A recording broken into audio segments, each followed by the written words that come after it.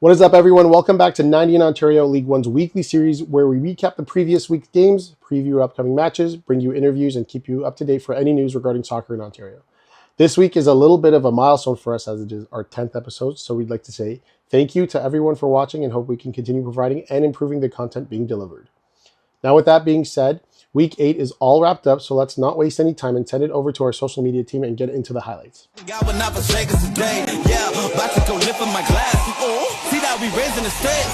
to play, we came to play, I'm on the way, we came to stay, I'm on the way, this ain't a game, I put my team on, let's get it, they see the team strong, we in it, I feel like King Kong in the building, I used to play a game, now we winning, we came to play, I'm on the way, we came to stay, I'm on the way, this ain't a game, I put my team on, let's get it, they see the team strong, we in it, I feel like King Kong in the control and a good pass in ahead. An opportunity here. One-on-one is the Whitby player, number 9, Kele. Played through the middle, and that ball goes into the net, but it's going to come back. Crossing ball. Flinton, and what a great goal.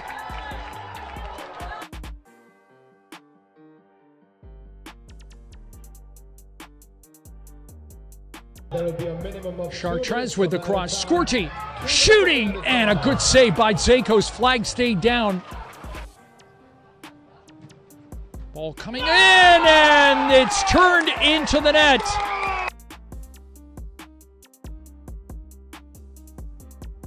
But for the time being, Pickering on the counterattack once again. Scorty with a chance. Scorty to his right foot, and he's put it into the back of the net. Here, corner flag. Back being headed on and into the back of the net, and Whitby.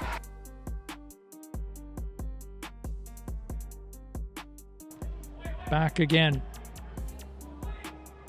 Chance here, and it is across the goal mouth.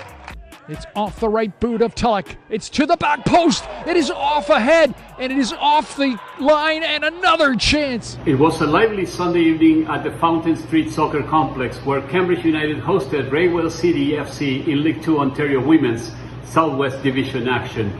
Both sides entered the match in the top half of the table. Cambridge with a 4-1-1 record and the visitors from St. Thomas at 3-2-1. Cambridge was eager to bounce back from a 2-0 midweek loss to St. Catherine's Roma. Just a week earlier, these same two teams had battled to an electrifying 2-2 draw, with Cambridge equalizing in the 93rd minute. But this encounter followed a different script. Railway City took control early, jumping out to a 2-0 lead with goals from Sofia Lesicidis and Talia Levano. They nearly added a third goal after the break, but Lesicidis' penalty kick rattled off the crossbar and stayed out. Despite a late push from Cambridge and a noticeable increase in the physical play, Railway City managed the game effectively, keeping possession, staying composed, and eventually cruising to a well-earned road win. From Card Fest to Goal Fest and everything in between, League 1 Ontario returned for Week 10, bringing with it highs and lows for the 23 teams in action. Here's the League 1 laydown in 2 minutes or less. The league-leading Alliance United continued their tear through the Premiership this past Wednesday, taking down Sigma FC 4-1. Kingsley Balele picked up the soccer version of a Gordie Howe hat-trick, netting himself a booking, 2 goals, and an assist. A first-half own goal by Scorsopi's Jacob Cabral was ultimately the deciding factor in their meeting with the Vaughan Azzurri. Despite a 78th-minute strike, it wasn't enough to tie the game back up, leaving the visitors to take all 3 points. Despite presently sitting last in the Premiership, the North Toronto Nitros showed a return to form during Week 10, continuing their winning streak and taking down Sigma FC 3-1. Jalen Watson played the hero with his 47-minute goal that sent Oakville FC into 4th place in the Premiership. On the other hand, their opponents, the Simcoe County Rovers, continue their search to escape mediocrity, presently sitting at 2 wins, 3 draws, and 3 losses. It only took Burlington 14 minutes to open the scoring in their meeting with FC London. Amir Shirazi's goal would be the only one on the night, granting Burlington their next 3 points on the season. The Premiership closed up the week in downtown Toronto at Varsity Stadium as Alliance United hosted the Woodbridge Strikers. It was a feisty affair, with 7 players and staff making their way into the referee's wallet book, while only Woodbridge's Anthony Morano found mesh and thus the win for his side. Taking a step down to the championship now, a Friday night meeting in Mississauga saw NMSC usurp the Sudbury Cyclones for first in the championship after the Panthers took down Windsor City 3-1. It was all even Stevens on Saturday as Pickering and Whitby FC met. Buckley and Salbach's goals were matched by Pickering's Maiden and Scrudy to split the points. The Sudbury Cyclones have continued to dominate the championship, and despite an early goal by the Borough's Michael Lee, the Cyclones ultimately took the lead back 15 minutes later. 3-1 victory would come shortly thereafter. The 4th place Masters FC were held to a stalemate for 90 minutes by the York United Academy, but an added time foul by Ian Gutierrez granted the Nine Stripes a penalty, giving Galati the ability to convert and deliver a 1-0 loss to the Saints. Unionville and Waterloo made their first meeting of 2025 an entertaining one for those in attendance. UMSC's Akpabio and Sharif Zadeh outscored Waterloo's Logan Riek to give Unionville the 2-1 win. Rounding out the week, League 2's A sides graced us with 4 matches, although only 3 were played. Lillian Benjamin nearly stole the show for Guelph United's L2 side, finding mesh twice in 25 minutes to go up over Railway City. But the second half brought solace for the visiting Railroaders, as DeAndre Williams' 74th minute strike coupled well with an own goal by Lucas Harrop, leveling the game at 2 apiece. Continuing with Guelph United's L2 side, they were slated to return to the pitch on Thursday to take on the fledgling Cambridge United, but the match was ultimately postponed. Despite starting off 2025 strong with 3 wins and 2 losses, Railway City's 3-0 loss to the Roma Wolves' L2 roster marked their 3rd straight game without a win. In the final match of Week 10 in League 2 action, Rush Academy have shown that they are a real promotion contender, lodging only 1 loss since the start of May. This streak only continued this week as Harky Sahota, Callius Cooper, and Lucas DeMarco outscored the North Miss Panthers' L2 side 3-1. All right, as you all can see, the men's side is in the books, and the leagues from the Premier Division all the way down to League 2 are wide open for the taking, and multiple teams are looking to sneak their way into the conversation. Switching over to the women's side, Friday only saw 1 game for all divisions where North Mississauga visited NDC Ontario, where the reigning champs won 2-0, seeing both goals scored by Melissa Kekic. Saturday saw 2 games take place where FC London hosted league favorites Simcoe County Rovers, and it was the visitors coming away with a 2-0 win, both coming in the second half. In the championship division match, Pickering FC picked up an astounding 8-2 win over Rush Academy, where we saw 2 hat-tricks scored for both Naya Cardoza and Serena McDonald. The win sees them sit top of the league and strengthening their goal difference to +11. Sunday was where all the action took place, where 6 games in total was played between Premier and Championship divisions. Alliance United and Waterloo played to a 0-0 draw. Guelph United hosted but saw defeat to North Toronto 4-1. And in the big derby of the weekend, Vaughan beat their big rivals Woodbridge 3-0, where Nia Fleming-Thompson, the informed player in all leagues, scored a brace in the first half. The win sees Vaughan sit 4th, but just 4 points off of league leader Simcoe, and will be looking to close the gap in the coming weeks. The championship games, Unionville thrashed Burlington 6-1, being led by Maya Grant Clavijo, who scored a first half hat-trick. Tecumseh hosted but saw defeat to Hamilton 1-0, and Scrisoppi was able to use home field advantage to see past Oakville 1-0. Scrisoppi now sits 3rd, overtaking Oakville, and now only being 2 points behind the league leaders Pickering. Similar to the men's side, even though we are approaching the halfway mark, there is still tons to play for, with no one team pulling away from the rest of the pack. Before we get into the next segment, if you are enjoying the video, leave a like down below. Consider subscribing if you are loving it, and turn on the bell to get notified when your favorite team's videos get posted. Please be sure to follow us on Instagram at League1 Ontario, and if you haven't already, download the League1 Canada app that will provide all news, stats, and standings in an instant and all in one location. As mentioned in previous episodes, the Johan Cruyff Institute and League1 Canada are having the 2nd edition of the scholarship program for the 2025-2026 academic year. This program offers full and partial scholarships to study the academic programs at the Johan Cruyff Institute for the upcoming year, which includes on-campus and online master's degrees, specialized diplomas, and even short courses focused on sport and professional football management. This year has seen an increase to now offering over 200 scholarships for the courses and degrees mentioned earlier. The scholarships range from covering 10% to a full 100% of fees. So if you're considering a career in sports management and are part of our League 1 program, check out the link below for more information, as the deadline to apply will be June 22nd. As we continue our U20 Player Feature of the Week series, Our intention is to showcase the young talent our provincial league has to offer. And for this week, our very own Alex Balta sits down with Lucas Correa of the Simcoe County Rovers, where the 16-year-old has slowly been catching the eyes of not just the club, but the league as a whole. Have a listen. Okay, welcome to this week's U20 player feature. Today, we're excited to be joined by Lucas Correa of Simcoe Rovers FC, our outstanding U20 player of the week. He's only 16 years of age, and he's our youngest feature so far. Welcome, Lucas. How are you? Hi, I'm pretty good. How are you? Good. Thanks for coming on. We had some tech problems, but we've managed to overcome them. I'm going to jump right into the questions. You're only 16 and already playing minutes with Simcoe's first team. How does it feel to be making that jump at such a young age? I feel good because I'm coming from a team in Brazil, an academy, which I was playing on my age, with guys same age as me. So play with older players, it means a lot to me because I can grow, I can get the experience if I'm trying to go pro, you know? Are there any players that you've kind of looked up to since you've joined, or even the coaching staff? Anyone that's kind of helped you since you've come on board? Yeah, my coach, Donil, he been helping me a lot with that. Give me some tips. My assistant coach from the Rovers today, he's Brazilian too, so we're always talking with each other every single practice. What I need to get better, you know. Is he doing it in Portuguese or in English? Yeah, in Portuguese, he Okay. does both. Sometimes he say English, but most of the times it's Portuguese. And what about like jumping up to the level now um, that you find difficult, like whether in training or in gameplay?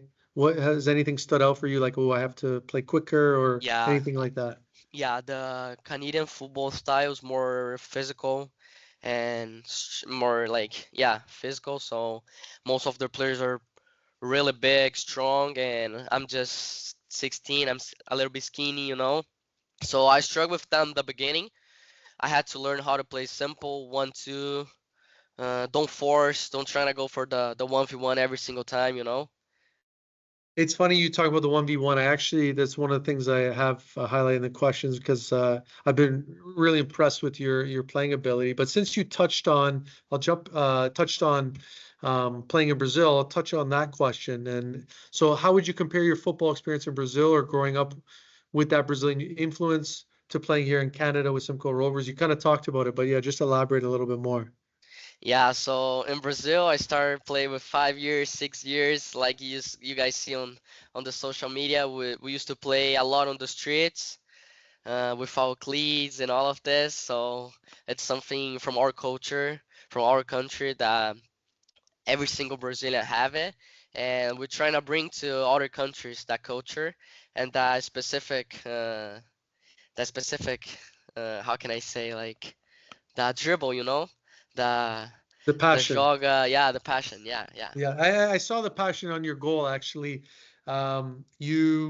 You did, like, I saw it when you celebrated because I recognize it because I'm a very passionate guy. The people know me, so we don't always have that in Canada, and which kind of brings me to the question. Where I just gotta rearrange because you're jumping into questions that I had ready for you, and you're throwing me a curveball. So you've already scored your first goal, which you just talked about.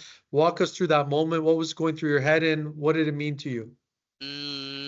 For me, it means a lot because I was training really good during the week. I was proving to the coach and to my teammates that I needed that opportunity. I was looking for that, and when my coach told me in the change room that I was going to start a game, I was really happy and start past a lot of things in my mind, all the process, everything that I've done in Brazil, every single step that I took to get here. So it means a lot to me.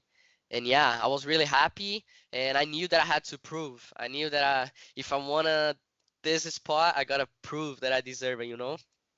Yeah, you had a nice golazo celebration because I saw it up close. You showed that passion and that flair you were talking about. So, which brings me a little bit to your playing style. So you've got exciting 1v1 attacking style. I saw you kind of flicking it over one guy's head, another guy's head.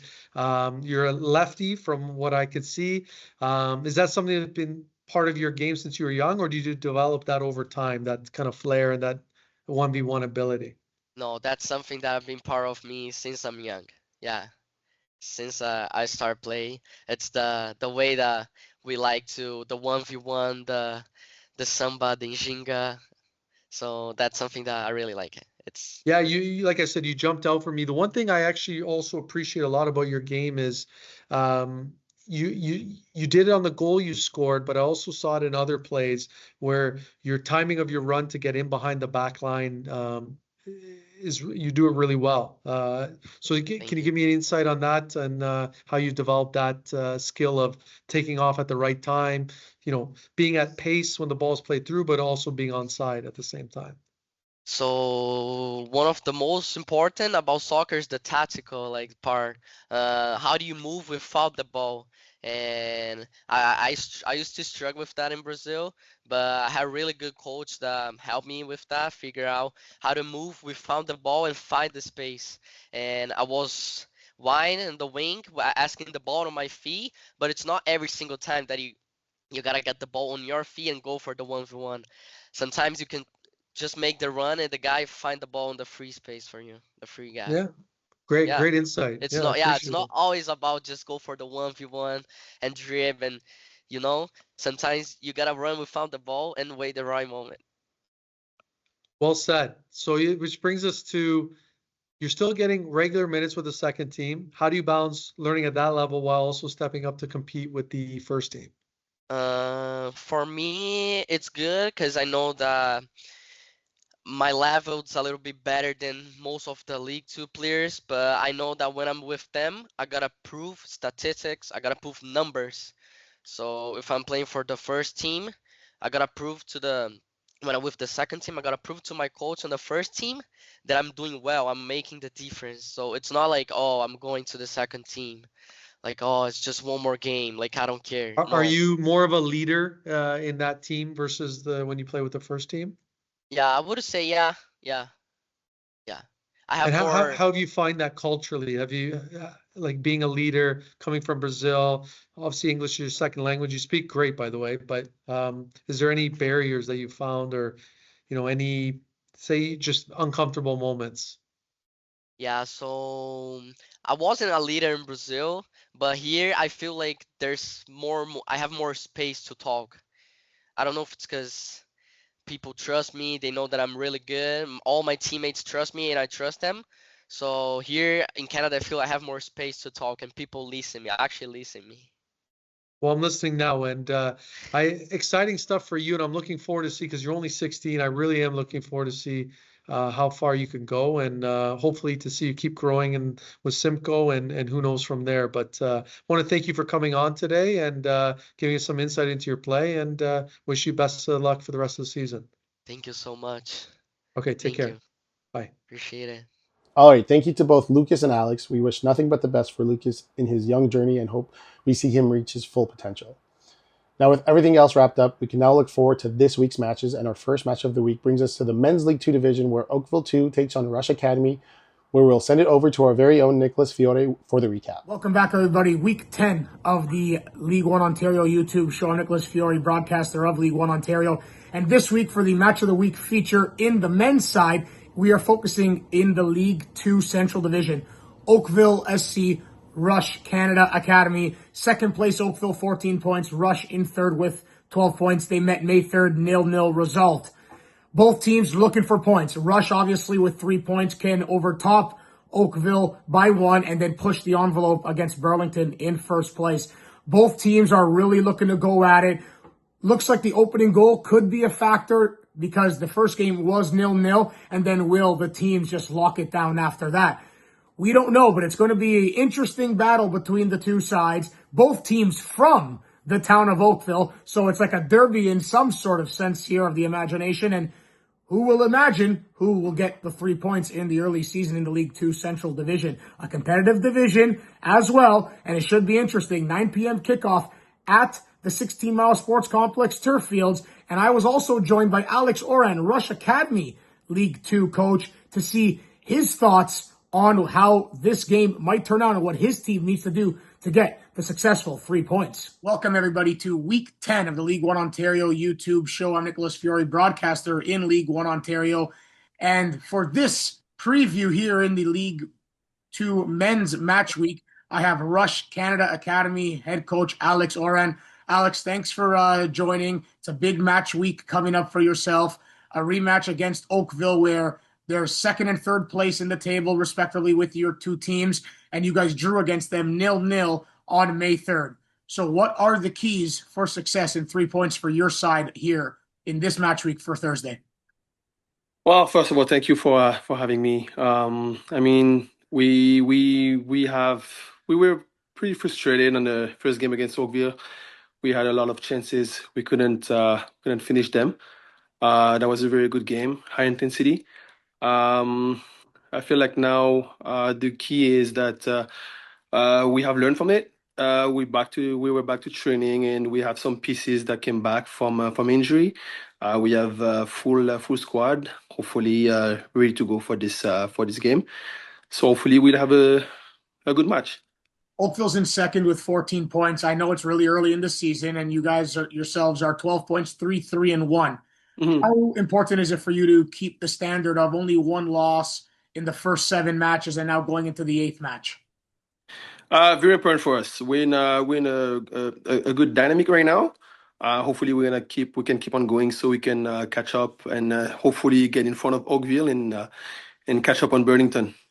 What have you seen from your opponents, not just Oakville, but maybe in the entire division right now, that, you guys can maybe, go to the top of the mountain this season?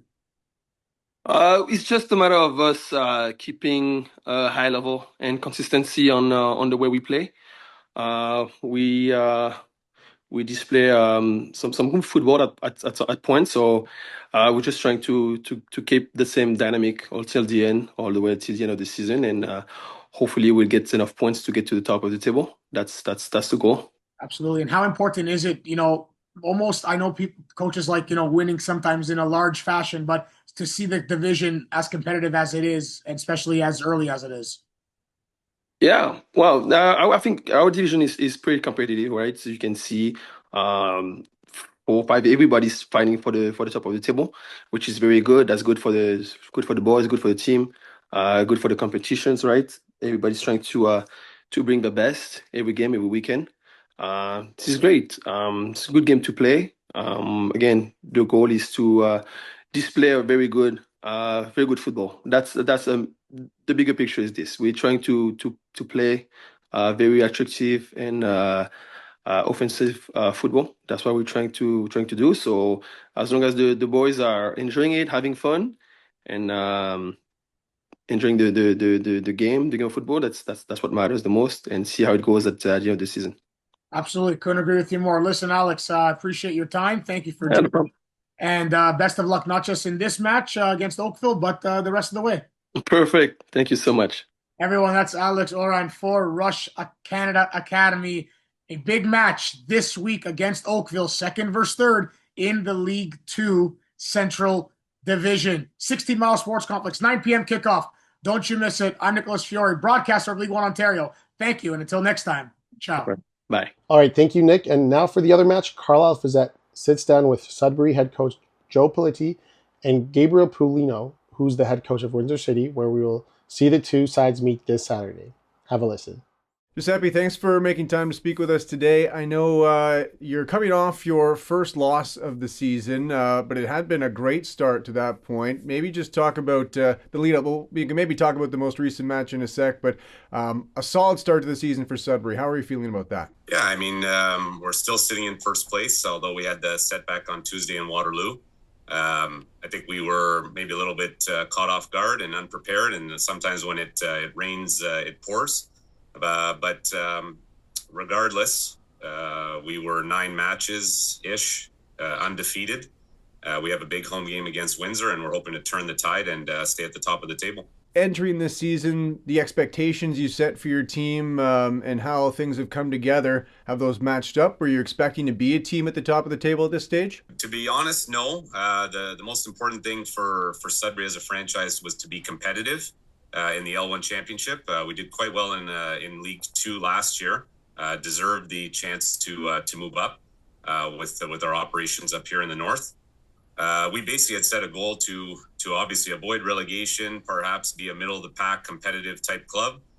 We've had a dream start, with the exception of Tuesday night, and we want to keep the dream alive, and that's sitting at the top of the table for as long as possible. And once it comes to August, if we're in those areas for promotion, that would be like beyond fantastic. Sudbury, geographically, I'm actually from Northern Ontario myself. I grew up in New Liskeard, but so I know a bit about what it's like to travel from Northern Ontario. How has that been like for the team? You're getting results Tuesday notwithstanding, but it's been, you're on the road a lot. I think that's the one thing that separates us from everybody else is like our nearest away game would be 400 kilometers, and we're logging a lot of hours and a lot of clicks on a bus, which does affect the ability to train more, more rest time, so on and so forth.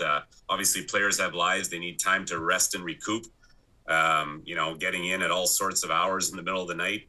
But these are the realities. That's the geography. If you want to be a part of it, these are the things we signed up for, and we're trying to make the best of it and not use it as an excuse. But it is a reality for myself and my coaching staff. We do need to make accommodations for extra rest to make sure that these players can put their best foot forward when it is game day. And then you've got Windsor coming to visit this weekend coming up. I guess I'm sure Tuesday will be front and center in your mind about wanting to rebound from that. We spoke as a team that this is probably our first storm per se, that we're dealing with some adversity, and we got to be resilient, bounce back, and kind of put it behind us and start a new tide of getting positive results, whether that's draws or wins. Obviously, as a home game, we want to keep Sudbury our home fortress where we're winning and gaining points all the time. We're looking forward to hosting Windsor, and we won't take them lightly. They might be lower in the table right now, but things can change quickly, and we don't want to take anything for granted. It's been a roller coaster of a season for us to start till now. It's been ups and downs, some good moments, some bad moments. The team is starting to gel together better than at the start. Definitely the chemistry is there now, and I actually think like we're gonna start building from here on going forward. We haven't really got the result that we wanted going forward, but it's coming. This year is a lot more of a growing season for us. When it comes to the competitive aspect of this league, we can actually shift now maybe to talk about the match coming up against Sudbury, a team that's at the top, near the top of the table right now in this division. First of all, no, you're going up to Sudbury, right? Yes, sir. I don't envy that commute from Windsor up there. I'm from Northern Ontario myself, so I know that that haul. It's a long one. This is definitely a long. It's definitely a long drive, and it will even be worse if we lose coming back, even longer. So what's the mentality then going in? Tell us about it's a measuring stick game, I'm sure, against a team that started this season really strong. 100%, and I think for us as a team, obviously going up, we only have one goal, and that is to take each team day by day. And right now, our main focus is the Sudbury game. They're a very good team with well coached, obviously, and our target is to try to get a point. And just like every other game that we go into, we go in to win, not to lose. And as far as we know, they're obviously not a team that we can underestimate. We got to come in, hit them hard right from the get-go, and give it all that we have. We have a game plan that is set. Now it's just up to the players to be able to follow through with it, right? So hopefully in the end, we'll be able to come home with the result that we want. All right, Gabe, thanks so much for making time today. Best of luck in the match and safe travels up there. Appreciate you. Thank you guys for having me here. All right, thank you to all members. And with that, that is all we have for this week. Thank you for joining us on the 10th edition of 90 in Ontario. Leave a like down below if you're enjoying the content. Consider subscribing if you love it. And leave a comment for anything we can improve on and what you have enjoyed so far. We'll see you all pitch side.